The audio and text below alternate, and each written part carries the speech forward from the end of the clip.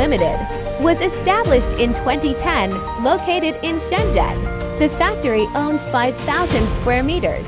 It is committed to researching, developing, manufacturing, and selling professional red light therapy device. The company has a professional R&D team and has obtained a number of domestic and foreign product certification, FDA, CE, FCC, ETL, Rose.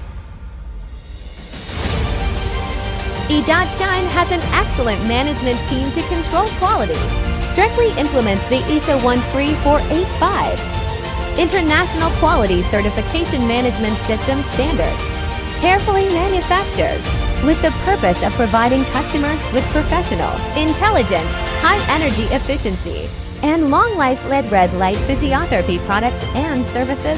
The products are sold well in more than 50 countries and regions in Europe and the United States, and have established good strategic partnerships with many industry-leading brand companies with broad market prospects. Reddit is one of the brand E.Shine created.